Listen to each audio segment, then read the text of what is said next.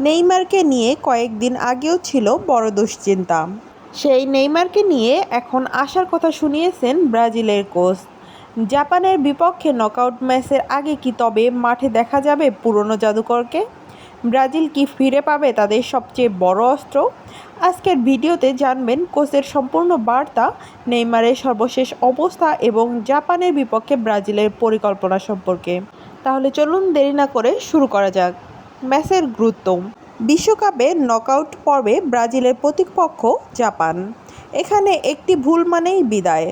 Coach Carlo Ancelotti জানেন জাপানকে হালকাভাবে নেওয়ার কোনো সুযোগ নেই। তাই ম্যাচের আগে সংবাদ সম্মেলনে তিনি বিশেষভাবে কথা বলেছেন নেইমারকে নিয়ে। আনচেলত্তি জানিয়েছেন গত এক সপ্তাহে নেইমারের শারীরিক উন্নতি হয়েছে অনেক।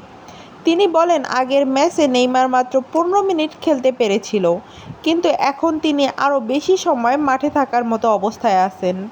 তবে ঠিক কতক্ষণ খেলবে সেটি ম্যাচের পরিস্থিতির উপর নির্ভর করবে।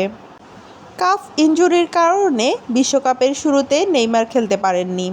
স্কটল্যান্ডের বিপক্ষে তিনি বদলি হিসেবে নেমে অল্প সময় খেললেও তার বল কন্ট্রোল এবং পাসিং ও আত্মবিশ্বাস দেখে সমর্থকদের মনে নতুন আশা তৈরি হয়েছে। এখন সবাই অপেক্ষায় আছে জাপানের বিপক্ষে তিনি কতটা প্রভাব ফেলতে পারেন। আনচেলত্তি স্পষ্ট বলেছেন জাপান খুবই সংগঠিত ও বিপজ্জনক দল। তিনি স্মরণ করিয়ে দিয়েছেন গত বছরে এক প্রীতি ম্যাচে জাপান ব্রাজিলকে হারিয়েছিল। তাই এই ম্যাচে ব্রাজিলকে মানসিক ও কৌশলগতভাবে পুরোপুরি প্রস্তুত থাকতে হবে।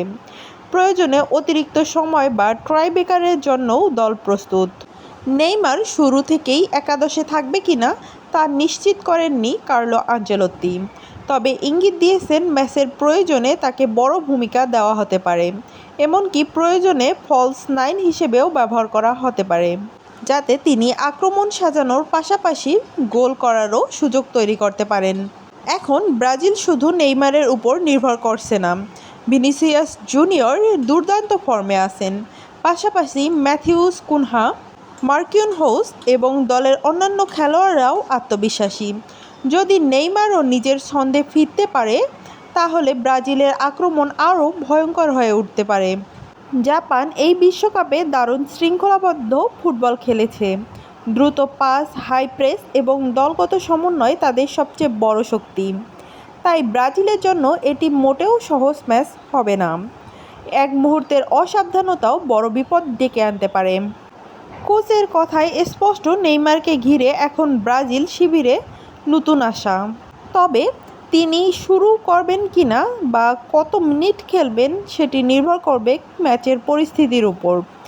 একটি বিষয় নিশ্চিত, নেইমারের উপস্থিতি জাপানের জন্য বাড়তি চাপ তৈরি করবে। এখন দেখার বিষয় মাঠে নেমে তিনি কি আবারও জাদু দেখাতে পারে কিনা।